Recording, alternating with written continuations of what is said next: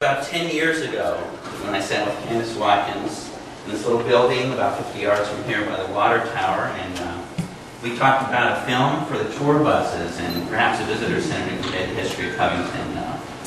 What it evolved into is far exceeded anything we could have imagined. Since then, it was my privilege to serve as 2 terms as the president of the St. Tammany Historical Society, where I came to appreciate that one of the most important things any generation can do is to pass down a sense of where we came from and what makes us unique. During my tenure as president, I initiated a project of consolidating our collection of photographs that were scattered everywhere and housing them at the SLU archives.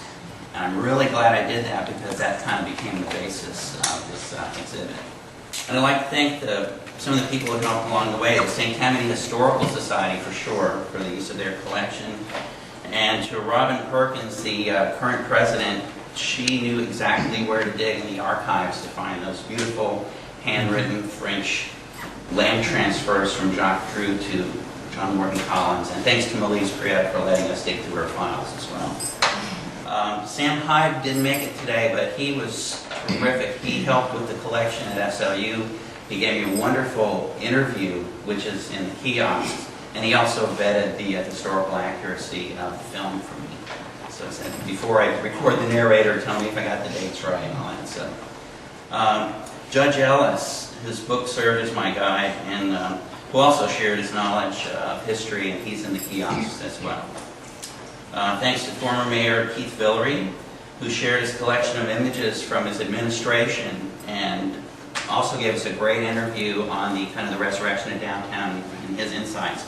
I was fortunate to have both mayors both living mayors in our kiosks sort of give their perspective on the development of this project and sort of the resurrection of downtown. Karen Courtney, I know she's here.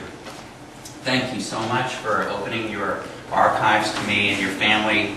I know it's been with the farmer for generations, and I really appreciate the fact that you all have kept that history intact, and you're just such a great source. Thank you. Denise Wagner had the postcard collection. Keith told me about her. I went over to her house, and I don't know if she's here today, but she gave me this postcard collection, and I'm riding home on my bicycle. I have it in like a sandwich bag.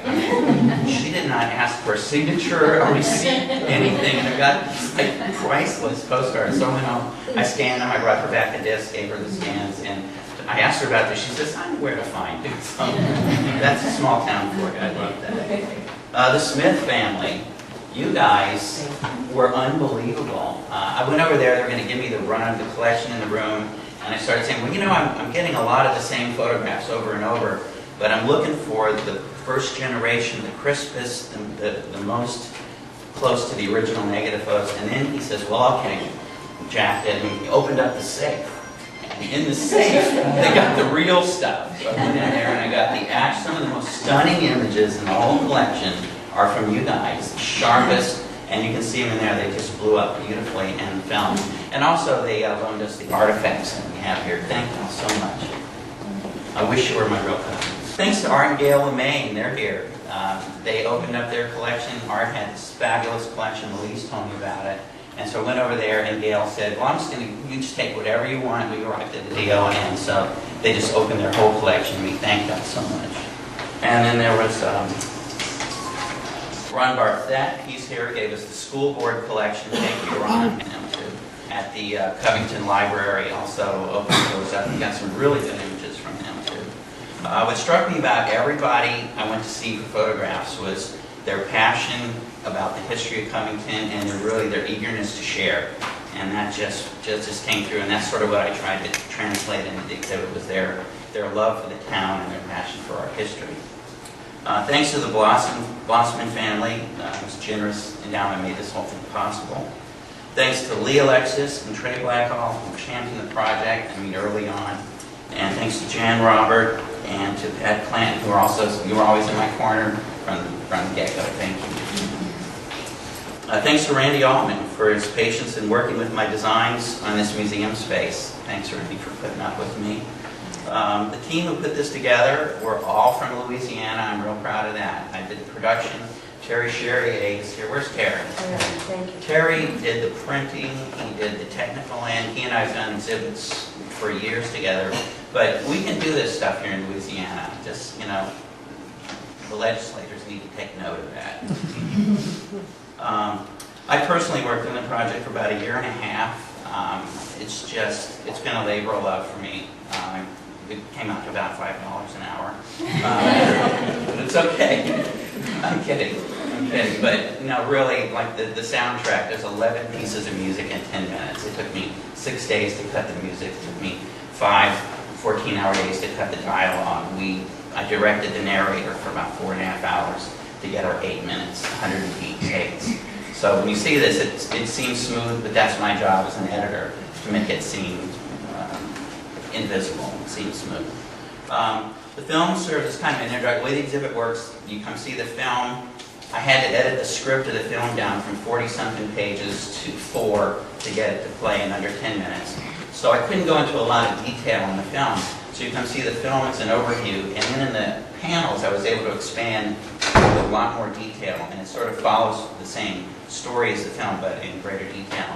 And then the kiosks are going to be an open-ended element to this. We can add First Families of Covington. We can do a lot more content on those, so I'm seeing those as something that will grow over time. I'd like to close with a quote from one of my scripts from 20 years ago. It's a film I did for the old state capitol. The more you learn about the history of the place, the more enriching your experience can become. The more you learn about the history of the place, the more enriching your experience can become. And after spending so much time with these images, I can imagine the schooners at Old Landing. I can see those guys in the top hats and the firemen at the corner of Columbia and Boston. And every time I ride my bike here on Gibson, I see that curve in the tracks, I visualize that train coming in, and that's in that shot. So, I'm just a translator, I'm a storyteller. This project allowed me the opportunity to combine my love for filmmaking, for history, and my love for this town. I wanted to convey that sense of the love that the people have for our little old town. It's your story. I was honored and humbled to bring it to life. I felt a great responsibility on this, and I hope I got it right.